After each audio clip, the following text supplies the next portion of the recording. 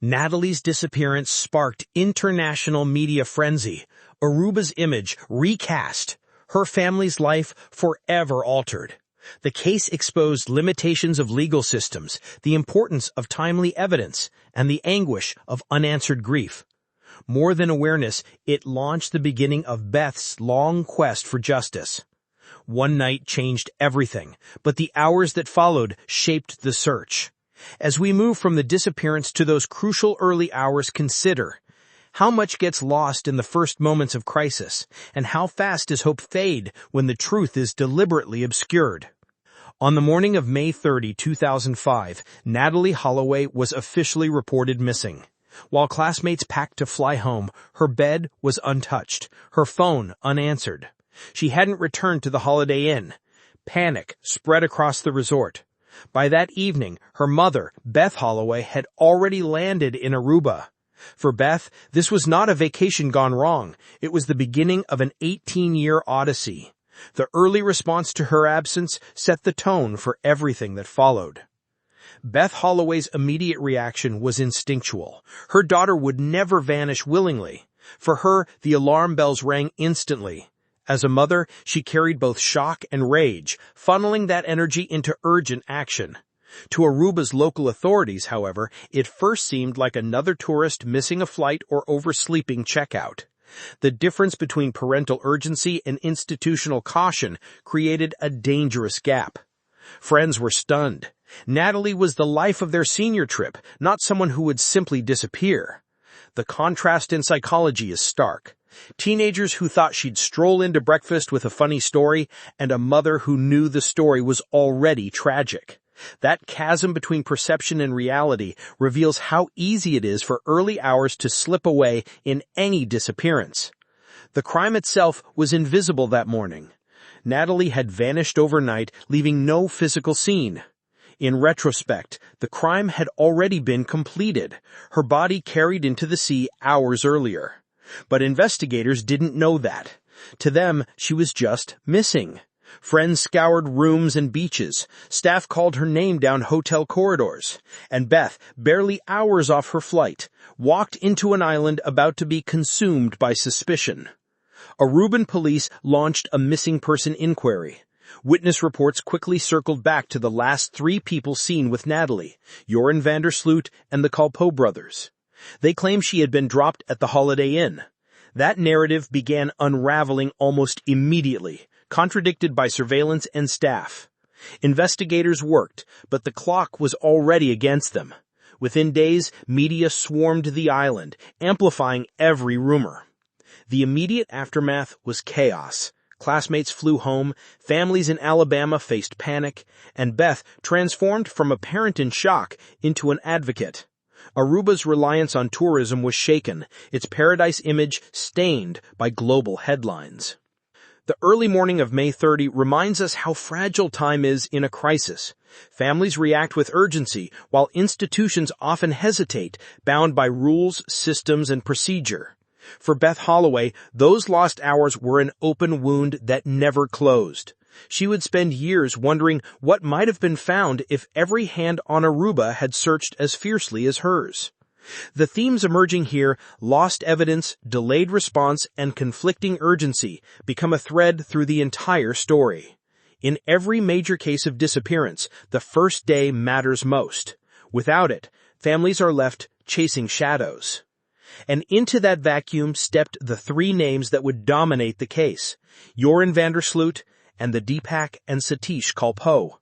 They were the last to see Natalie alive, the ones who could have answered every question. Instead, they spun contradictions, offering investigators lies in place of truth. As the island shifted from hopeful search to full-blown criminal probe, attention narrowed onto those 3. What followed was not just interrogation, it was the beginning of a cycle of arrest, release, and manipulation that would torment the Holloway family and frustrate investigators for years. This is where suspicion hardened into accusation, and where Joran's pattern of lies truly began. Within days of Natalee Holloway's disappearance, attention turned firmly towards Joran van der Sloot and the Culpo brothers. Interrogations began, and so did the lies. Their stories shifted with each retelling. Investigators quickly learned that the truth would not be given willingly. The trio became the prime suspects in a case that was already international news. Beth Holloway, now on the ground in Aruba, experienced interrogation days as both promise and torment. On the one hand, the suspects were cornered, finally forced to speak. On the other, every story they told seemed crafted to twist the knife further. Psychologists observing Yoren's behavior later called him manipulative, narcissistic, and skilled at exploiting doubt. He showed no fear, no hesitation, just an ability to invent detail after detail. The Kalpoe brothers, by contrast, appeared more passive, often following Yoren's lead, which only deepened suspicion. For investigators, the psychology at play was a battlefield. Yoren confident and smirking, Beth desperate for truth, and the Kalpoes contradicting themselves while trying to minimize involvement. Yoren's accounts became their own kind of crime.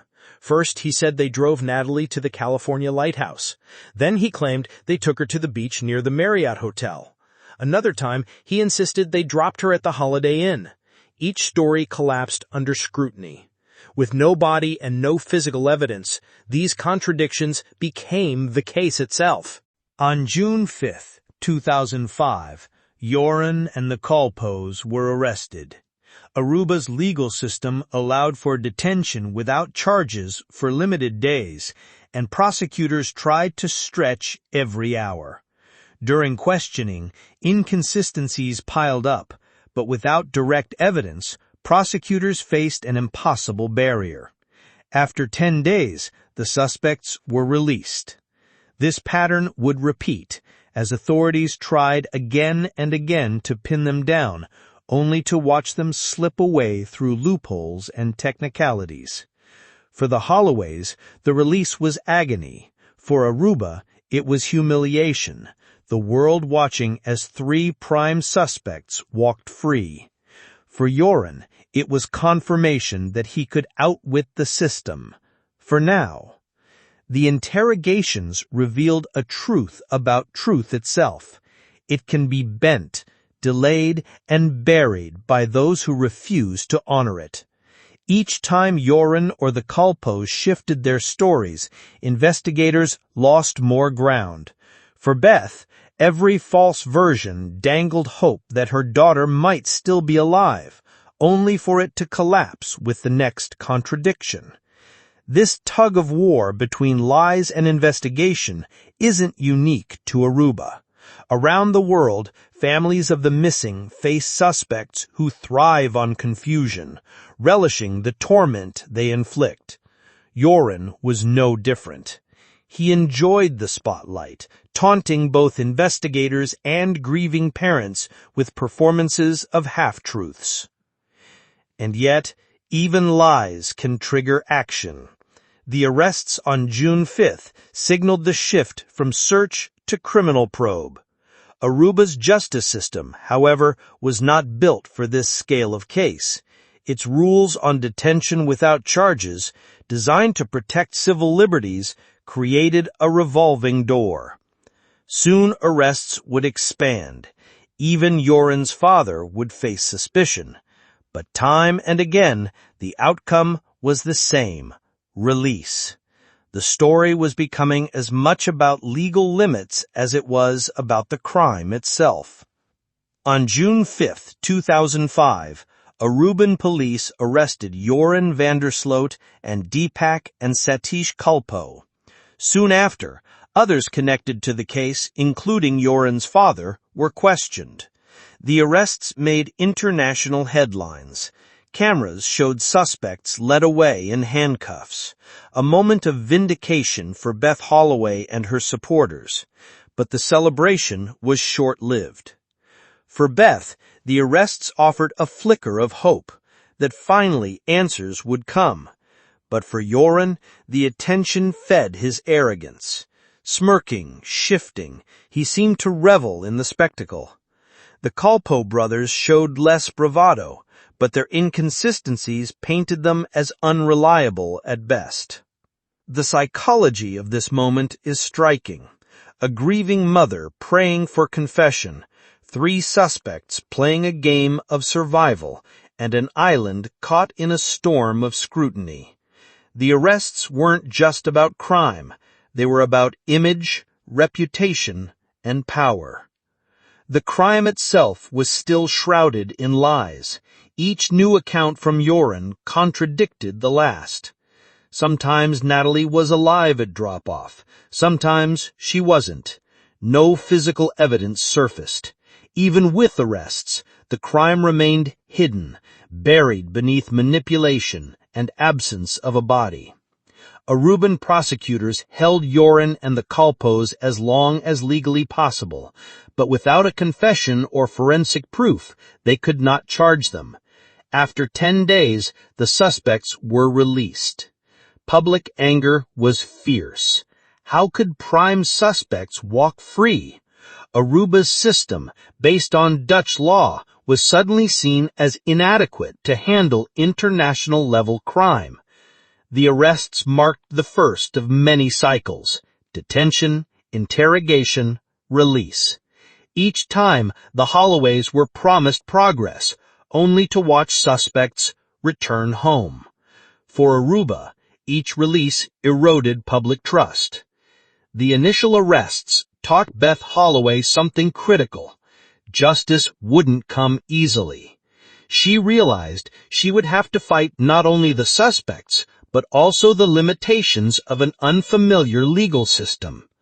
And so Beth stepped into a role she never wanted: advocate, investigator, strategist.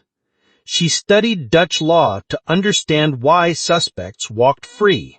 She pressed media outlets to keep Natalie's face on screens worldwide. She hired private investigators, offered rewards, and turned grief into relentless action. This shift reflects a larger theme. When systems falter, individuals rise. Around the world, countless families of the missing are forced into this role. They shouldn't have to, yet they do. Beth became the face of this fight, not just for Natalie, but for every parent who refuses silence. But her advocacy also turned the case into something bigger. Aruba was no longer a paradise untouched by crime. Its reputation was on the line. Its government faced angry tourists and skeptical news anchors. This wasn't only a missing person case, it was a test of an island's credibility. When the arrests failed to produce justice, Beth Holloway transformed into the driving force of the investigation. She wasn't just a grieving mother. She became a public figure, investigator, and relentless advocate. From TV interviews to private detectives, she carried the case forward. In doing so, she turned Natalie's disappearance into a global story that refused to fade. Beth's psychology was shaped by both grief and grit. Losing a child can paralyze, but for her it ignited action. She organized searches, studied Dutch law, and demanded answers from reluctant officials. Media became her tool. She ensured Natalie's photo was on every network. But it came at a cost. Critics accused her of making the case a spectacle, while others praised her for keeping the pressure on. Her determination reflected a universal truth: when systems falter, parents step in.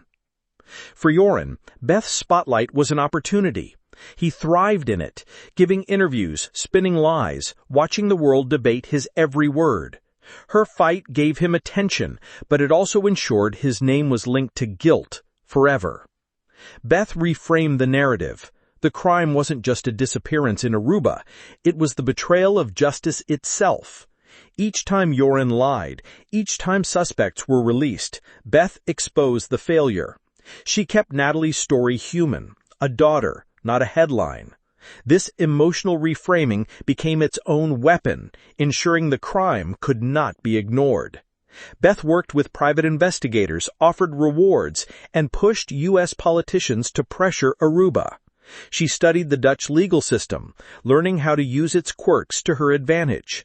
At every turn, she demanded progress, even when it wasn't there. Investigators admitted that the case might have gone cold within months. Beth's crusade made her a symbol of resilience. She gave hope to other families of the missing, but it also strained her life back home. For Aruba, the case was no longer local. It was global, and Beth's persistence ensured it stayed that way. Beth's transformation marked a turning point. She taught the world that a single determined individual could hold governments accountable. Yet her persistence also revealed the limitations of advocacy. She could keep Natalie's name alive, but she couldn't summon evidence that wasn't there. That responsibility fell to search teams. The case shifted from hotel corridors to the island itself. Aruba's cliffs, caves, and waters became the focus of unprecedented search operations. Groups like Texas EquiSearch, led by Tim Miller, arrived with expertise and equipment, ready to scour every inch. But nature has a way of guarding secrets. Aruba's limestone terrain was riddled with caves. Its surrounding waters had currents strong enough to carry remains far out to sea. Even with divers, dogs, and helicopters, evidence remained elusive. This next stage wasn't about legal arguments or media appearances. It was about physical labor, combing sand and stone for any trace of Natalie. What they found was devastating. In the months after Natalie's disappearance, Aruba became a crime scene. Search teams scoured beaches, combed caves, and dived into dangerous waters. Texas EquiSearch, founded by Tim Miller, made multiple trips, bringing technology and expertise rarely seen on the island. Volunteers from across the world joined, yet after months of effort, no trace of Natalie was found. For Beth, every search brought hope and heartbreak. Watching professionals and volunteers risk themselves to find her daughter gave her strength, but the absence of results deepened despair. Each hole dug, each dive made without evidence felt like losing Natalie all over again. For locals, the searches were disruptive. Aruba's reputation as paradise was under siege, its beaches swarmed by cameras and cadaver dogs. For investigators, the psychology shifted from urgency to fatigue. How long could they search an island that seemed designed to hide secrets? Later, Joran's confession revealed why no body was ever found. He had thrown Natalie into the ocean. But in 2005-2006, searchers didn't know that.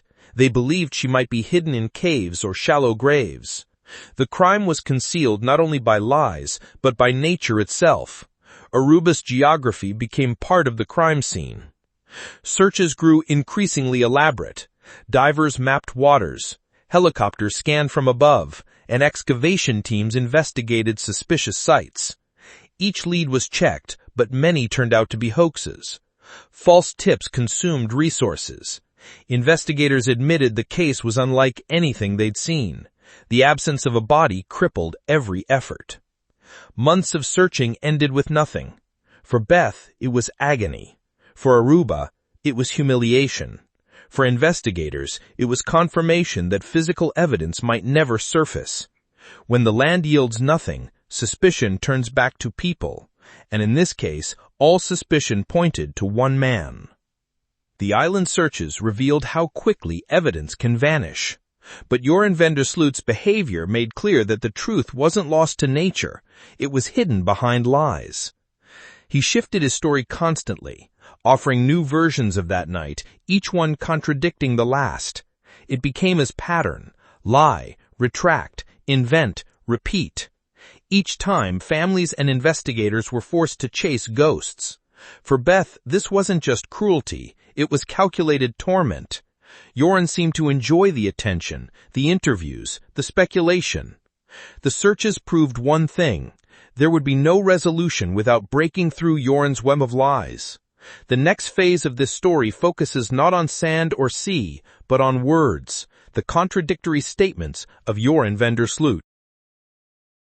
From the earliest interrogations, Joran van der Sloot changed his story constantly. He claimed Natalie was dropped at the Holiday Inn, then at the Marriott Beach, then at a lighthouse. Sometimes she was alive when he left her, sometimes not. Each version contradicted the last. His lies became the central obstacle in the case.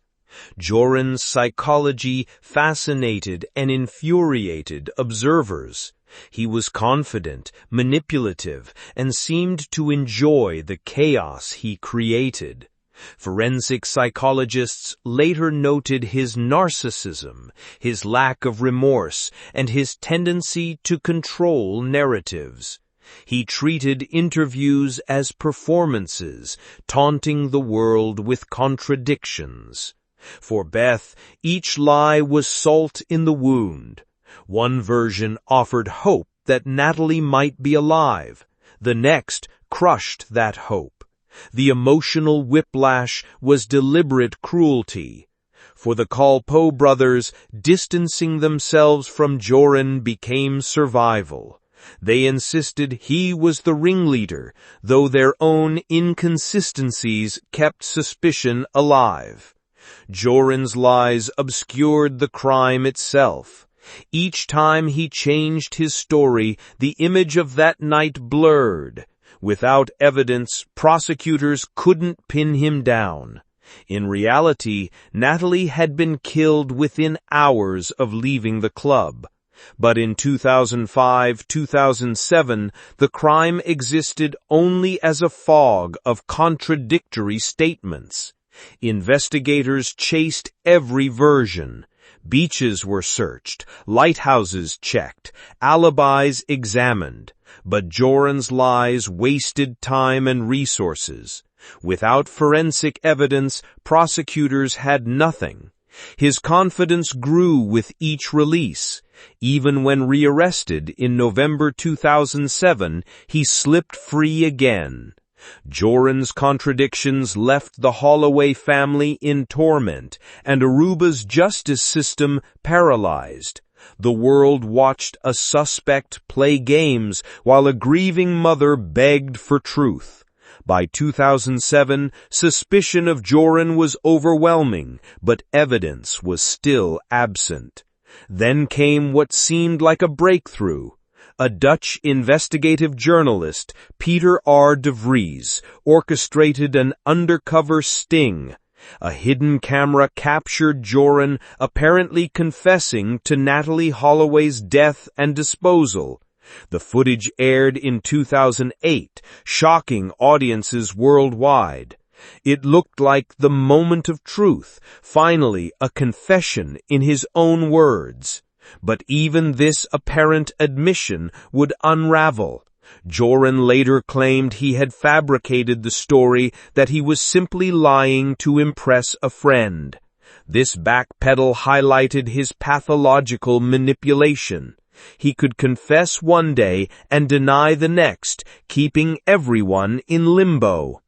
On tape, Joran described Natalie collapsing and being disposed of in the ocean. The details were vague but haunting.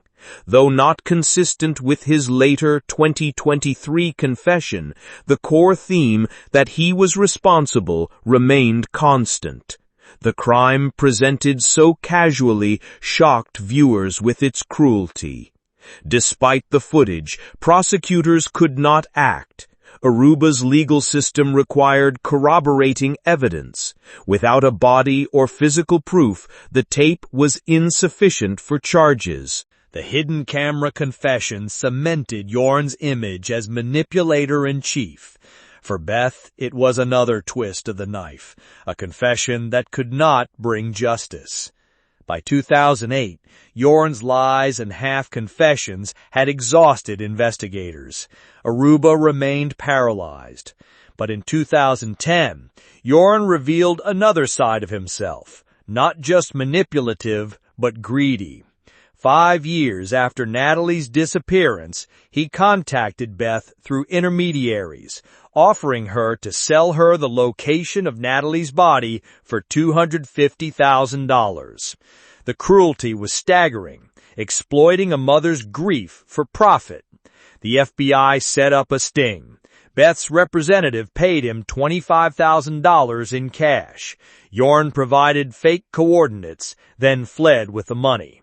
It was a blatant crime of extortion and fraud, and it set in motion the charges that, years later, would finally bring him back to the U.S. In May 2010, 5 years after Natalee Holloway's disappearance, Joran Vandersloot resurfaced with a shocking proposal. Through intermediaries, he contacted Beth Holloway, offering to reveal the location of Natalee's remains for a price. He demanded $250,000 with $25,000 up front.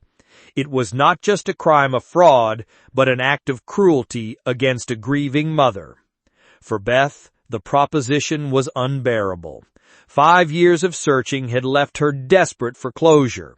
Paying money to the very man suspected of killing her daughter was unthinkable, yet the chance to finally bring Natalee home pushed her into the deal. For Joran, the scheme highlighted his pathology. He wasn't only manipulative, he was opportunistic.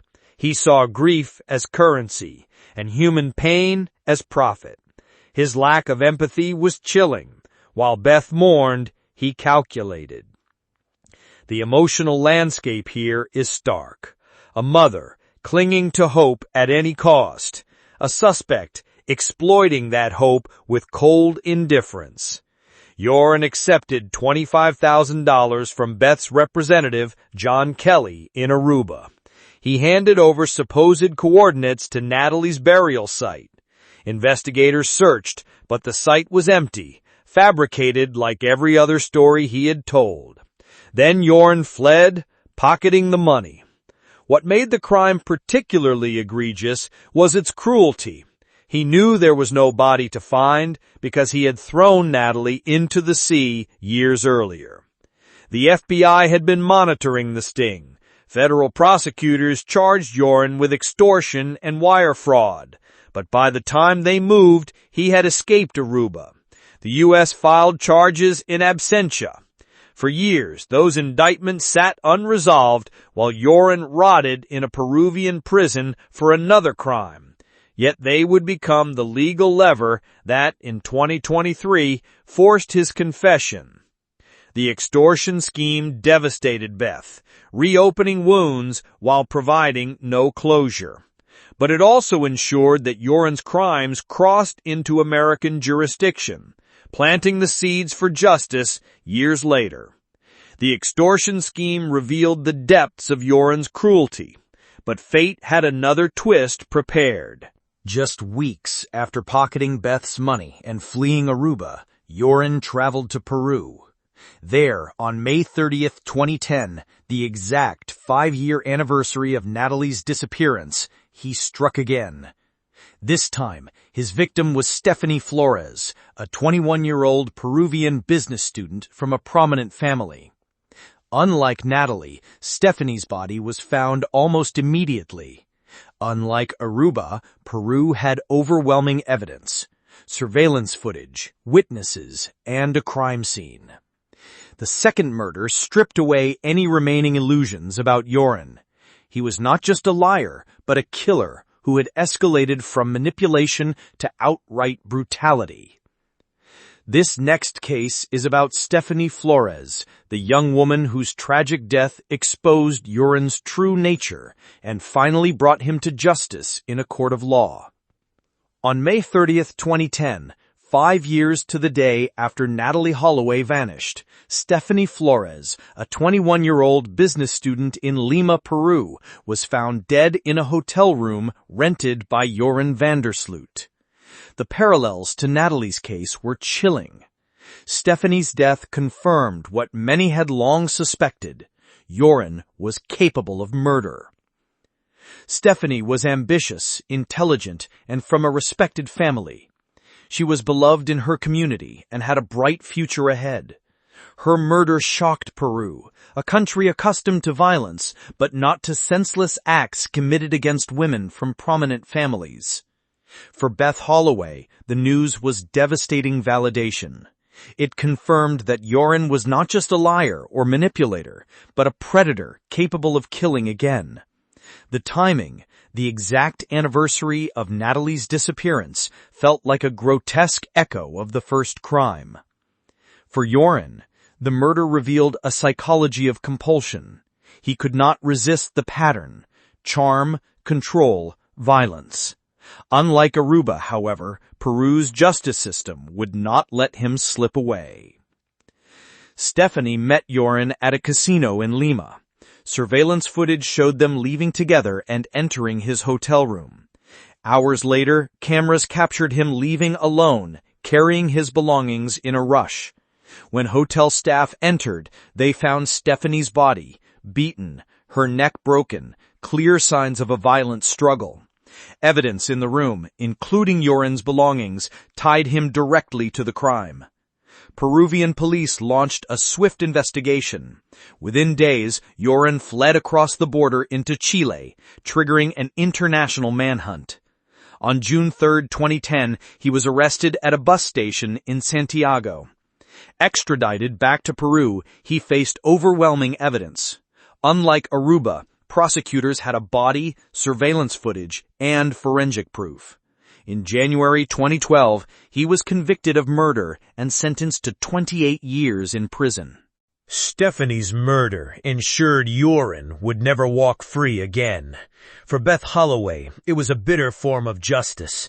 Another daughter lost, another family destroyed, and proof that Joran's evil extended far beyond Aruba.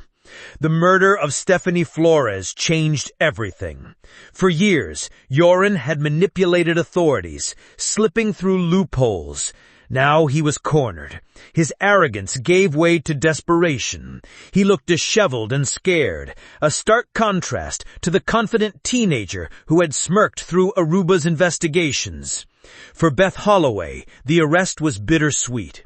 It brought justice for Stephanie Flores' family, but not closure for her own. Natalie's case remained unresolved. Still, watching Joran marched away in handcuffs was a measure of vindication. He was no longer untouchable. The crime here wasn't the murder, that had already been committed, but the flight. Joran tried to escape responsibility by crossing borders. He underestimated how quickly modern law enforcement could track him. His escape attempt revealed his cowardice. When confronted with real evidence, he ran. Interpol issued a red notice. Peruvian police coordinated with Chilean authorities. Surveillance footage, witness statements, and travel records pinpointed Joran's movements. On June 3, 2010, he was arrested in Santiago, Chile, attempting to board a bus to Argentina. He was extradited back to Peru within days. The case against him was airtight. The international arrest ended Joran's freedom permanently. He would remain in custody from that moment onward. For the Flores family, it was the first step toward justice. For Beth Holloway, it was another chapter in an endless saga. Justice for others, but still not for Natalie. The manhunt was the end of Joran's running, but not the end of his story. Extradited back to Peru, he faced trial for Stephanie Flores' murder. Unlike Aruba, there was no room for lies to prevail. Evidence spoke louder than his contradictions. In January 2012, Joran stood before a Peruvian court. He attempted to manipulate again, claiming Stephanie had discovered information about Natalie on his laptop, sparking a fight. He called her death an accident, but forensic evidence told a different story. Broken bones, bruises, and clear signs of assault. This was the trial Aruba never gave Beth Holloway. For the first time, the world saw Joran convicted in a court of law.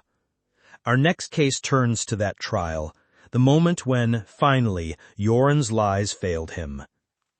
In January 2012, after 2 years in custody, Joran van der Sloot stood trial in Lima, Peru, for the murder of Stephanie Flores. Unlike Aruba, Peru had hard evidence, a body, surveillance video, and forensic analysis. This time, Joran could not rely on lies or contradictions. Joran tried again to spin the story. He claimed Stephanie had stumbled upon files about Natalee Holloway on his laptop, sparking an argument. He painted himself as the victim of circumstances, but the evidence told otherwise. Stephanie's injuries, her broken neck, bruises, and clear signs of assault spoke louder than his excuses. For the Flores family, the trial was an agonizing replay of Beth Holloway's pain. Another daughter, another bright life, stolen by the same man. For Beth, the trial was confirmation. Her instincts had always been right. Joran was capable of violence beyond imagination. Stephanie was beaten brutally, her neck broken. The crime scene revealed chaos, overturned furniture, blood, signs of resistance. Joran's calm narrative contrasted sharply with the violence evident in the room. Unlike Natalie's case, here the crime was undeniable and visible, leaving Joran no escape. The Peruvian prosecution moved quickly. Witness testimony, hotel security footage, and forensic analysis closed every gap in the timeline. Joran's legal team tried for leniency, but the evidence was overwhelming. On January 11, 2012, Joran was convicted of murder and sentenced to 28 years in prison plus restitution to the Flores family. For the first time, Joran faced real consequences. For Beth Holloway, it was bittersweet. Justice for Stephanie, but not for Natalie. Yet the conviction ensured he would spend decades behind bars. The conviction in Peru was the justice Aruba never delivered. Yet for Beth Holloway, the ache remained. Natalie's fate was still unresolved. She knew the truth lived inside Joran's mind, but he remained beyond her reach, until an unexpected legal twist gave her another chance. The extortion charges filed in the United States back in 2010 were still pending. Though Joran was imprisoned in Peru, negotiations between the two countries opened the door for extradition. In 2022, they reached an agreement. Joran would be temporarily transferred to the U.S. to face trial for wire fraud and extortion. It wasn't a murder trial. It wasn't directly about Natalie, but it was leverage. For the first time in years, Beth could confront him in an American courtroom. This next case explores that extradition in 2023, the moment when Joran was forced to leave Peru and face the very charges that would finally pry the truth from his lips. In June 2023, Joran van der Sloot was extradited from Peru to the United States to face charges of extortion and wire fraud related to his scheme against Beth Holloway. For the first time, he stood before a U.S. judge. The trial wasn't about murder, it was about greed. Yet it held the potential to unlock the confession Beth had chased for 18 years. For Beth, watching Joran in an American courtroom was surreal.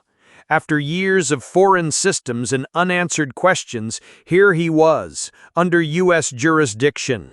She knew he wasn't here for Natalie's murder, but she also knew leverage was finally on her side. For Joran, the extradition was humiliating. He was no longer the smirking teenager of Aruba or the manipulative figure of Peruvian interviews. Shackled and transported, he faced charges that tied him directly to Beth's pain. His psychology was exposed. A man who had lied, extorted, and killed, now cornered by the very greed that had once given him power. The charges were simple yet damning. Joran had taken $25,100 in cash from Beth's representative in 2010, promising to reveal Natalie's burial site. He lied, fled, and pocketed the money. Now in 2023, that extortion became the legal wedge, forcing him into a plea. On October 18, 2023, Joran pled guilty to extortion and wire fraud in a Birmingham, Alabama courtroom before Judge Anna M. Manasco. As part of the plea deal, he was required to provide a full, truthful, and complete confession about Natalie's disappearance. The stage was set. Justice for fraud, but truth for murder. Joran was sentenced to 20 years, concurrent with his Peruvian term. For Beth, the sentence mattered less than the confession it secured. Finally, she would hear the truth about her daughter's final moments. For 18 years, the world speculated. Each lie, each false lead, each supposed confession left the Holloways in limbo. But on October 2023, inside a Birmingham courtroom, Joran van der Sloot finally dropped the mask. As part of his plea, he confessed. He described taking Natalie to a beach, making unwanted advances, and lashing out when she resisted. He admitted to striking her with a cinder block, killing her, and pushing her body into the ocean. It was horrifying, but it was truth. And for Beth Holloway, truth was everything. This final case is about that confession. The moment when 18 years of lies ended with words that were both unbearable and necessary.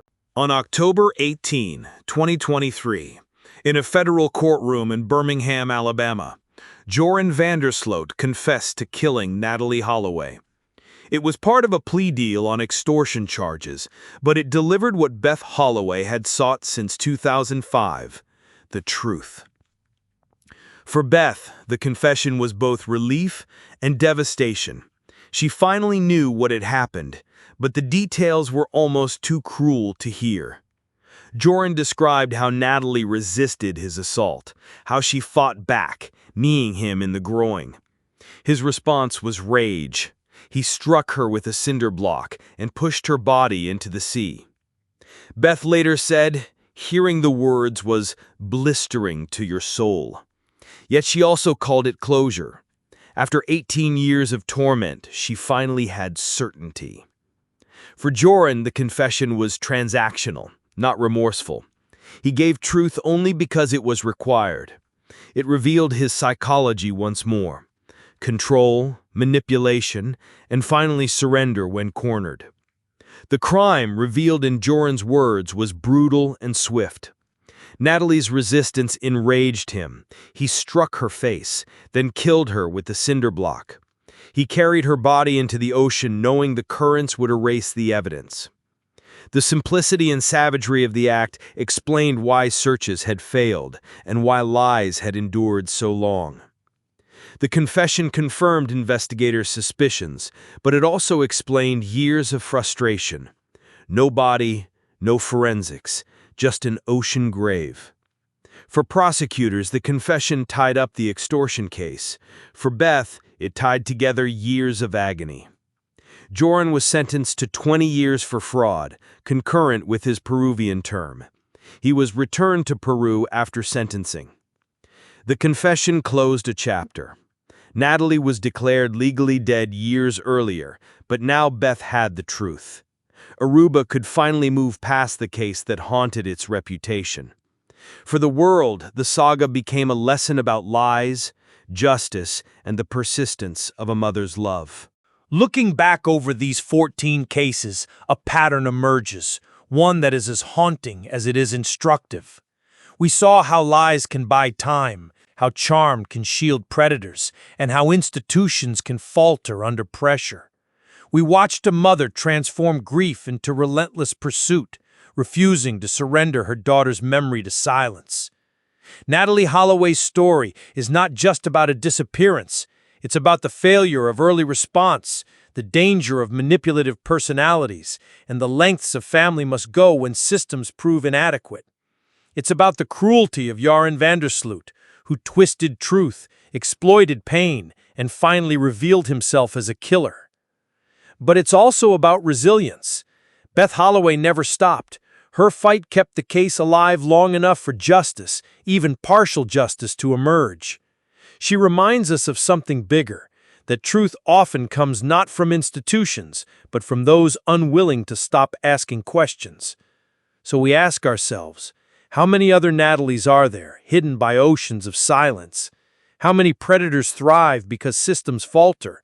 And how can we as a society ensure families don't have to fight alone for the truth? What do you think?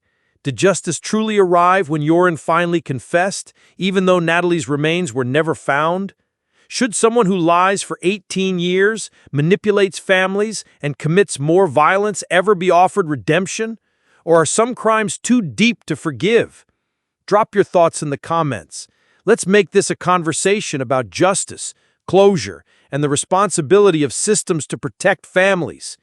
And if you've found value in this deep dive, don't forget to subscribe, like, and share. Each week, we bring you true crime stories that go beyond headlines, stories that force us to ask the hardest questions about human nature and society. Your engagement keeps these stories alive, honoring victims and holding the powerful accountable. Soon, we'll move into cases that forces us to ask even darker questions. What happens when killers aren't strangers but family? We'll explore the chilling story of siblings whose violence tore apart their community, leaving investigators stunned at the brutality hidden behind closed doors. If Natalee Holloway's case shows us the consequences of manipulation and systemic failure, the next case shows us what happens when evil grows within the home. Stay tuned. You won't want to miss it. Before we end, consider this. The truth lay in Joran's mind for 18 years. All the searches, the interviews, the headlines, it was always there, locked behind his smirk. How many other truths sit inside killers, unspoken, while families wait in agony? And what does it say about us that sometimes the only way to unlock those truths is through leverage, not remorse? Ask yourself, if Natalee's case had happened in your city, would your systems have worked faster? Would the truth have come sooner? Or would another mother still be fighting years later to know what happened to her child? That's the puzzle I leave you with. Truth, justice, lies, and love. Where do you stand?